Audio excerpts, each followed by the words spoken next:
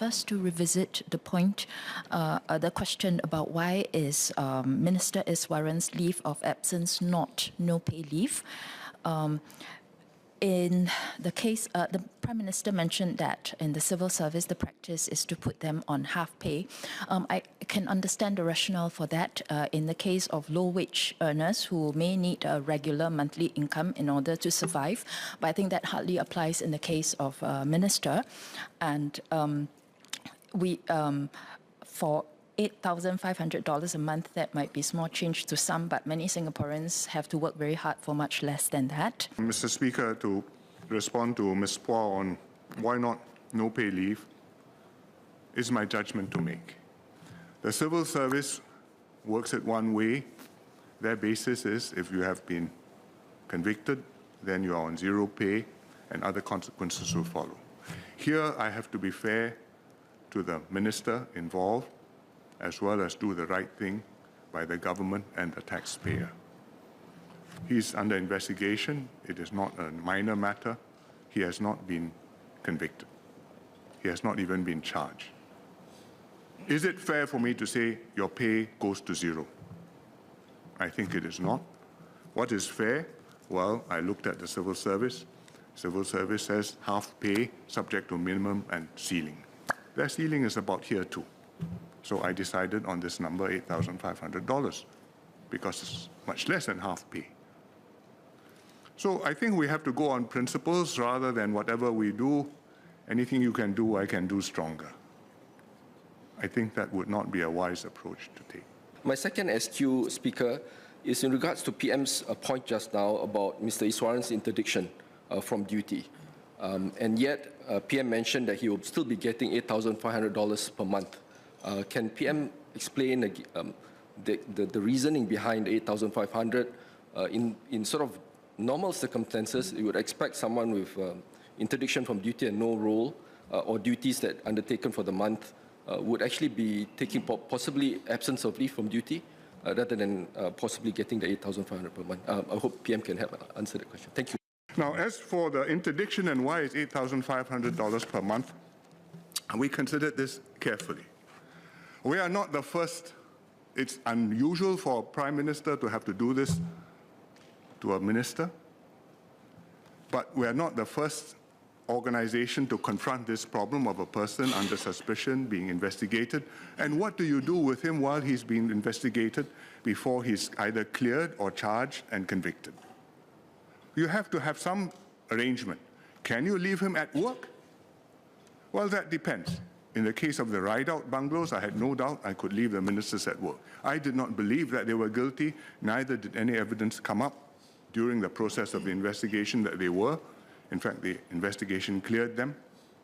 If the investigation had surfaced something which looked questionable, I would have been told, and I would have made a decision whether they needed to be interdicted and put on leave of absence.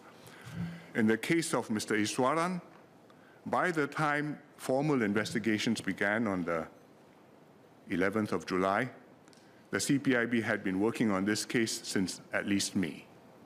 So they had some basis to come to some conclusion, and I had to decide what to do with a minister who's being investigated for what could be quite a serious matter, which is a possible corruption offense. That's why CPIB is investigating it. And what do I do? Because I don't have a precedent, I don't have a norm, I look at what the civil service does as a guideline. Their situation is different, but here you have an officer who is under suspicion, who is under investigation. He has not been convicted. A presumption of innocence applies. He is innocent until proven guilty. So I could technically have said, well, presumed innocent, he goes on leave, full pay until the matter is cleared. I could also have said, there's a cloud. I straight away don't want anybody with a cloud, you're out. I think that would have been unjust because he has not been charged, the case has not been, if there's a case, the case has not been heard, he's not been found guilty or acquitted or whatever. I cannot prejudge a case based on an incomplete investigation, started recently, or a partial investigation just entered into the formal phase.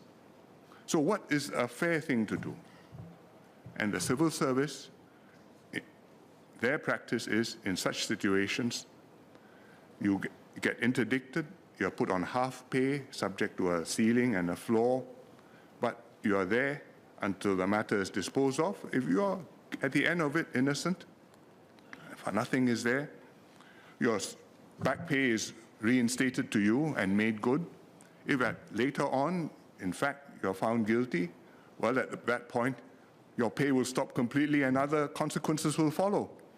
And I think that is a reasonable model to follow, and that is the basis on which I decided that Mr. Iswaran would be interdicted and that he would be paid $8,500 per month instead of his normal salary. And he was told, acknowledged, and that was done. I think that's the proper way to do things. My second clarification for the Prime Minister. Prime Minister mentioned about the interdiction and how he arrived at a pay of $7,500. Just a quick clarification, is this in lieu of both Minister's pay and MP's allowance? On the MP's allowance, it has not been interdicted. The MP's allowance is different from the pay. It's not at the discretion of the Prime Minister. If you want to do that, the Parliament has to move a motion to interdict the MP as an MP, and Parliament has not done that. And neither in previous cases has Parliament done that. What has happened is that the MP has been on leave of absence, and eventually when the case is settled one way or the other, well, then consequences follow. Minister Chan. Mr. Speaker, sir, just to put on record, an MP's allowance would be withheld once the MP is suspended from the service of Parliament as provided by Section 29, subsection 3, read with Section 19 of the Parliament Privileges, Immunities and Powers Act 1962. A motion would have to be moved in Parliament to suspend the member from the service of Parliament. His or her allowance would be withheld thereafter.